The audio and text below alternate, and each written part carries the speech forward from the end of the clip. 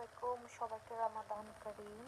এটা হচ্ছে টক ফলের চা, এটাকে আমরা টক ফলই বলি। অন্যান্য জেলায় কি বলে আমি জানি না।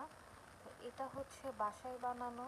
এই টক ফলটা হচ্ছে শুকিয়ে দেন হচ্ছে এটা চায়ের মতো ইউজ করা হয়। অ্যান্ড আমার হচ্ছে ইফতারের পরে এই চায়ে হচ্ছে অনেক বেশি অ্যান্টিঅক্সিডেন্ট থাকে।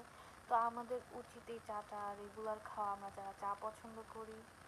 আর আমার তো হচ্ছে বিভিন্ন রকমের চা খেতে এমনিতেই অনেক বেশি ভাল লাগে।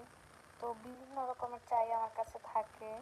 অ্যান্ড অনেকে হচ্ছে শুধু মানে হচ্ছে অরিজিনাল যে চাটা সেটাই পছন্দ করে, কিন্তু আমার সব ধরনের এক এক রকমের বিভিন্ন রকমের চাটা ভাল লাগে। তো এই চাটা হচ্ছে একটু টক টক। আমার কাছে এই চাটা এত মজা লেগেছে যেটা বলার মতো না। আর কালারটা দেখেন, কোনো ফিল্টার ছাড়াই এত সুন্দর রং এই চায়ের, যেটা বলার মতো না। রোজেলা টি এরও হচ্ছে এরকমই কালার হয়, বাট এটা হচ্ছে সাওয়ার টি, টক। এটা হচ্ছে টক মিষ্টি মিক্স করে খাই, খুবই ভালো লাগে। আল্লাহ হাফেজ, সবাই ভালো থাকবেন এই রমজানে।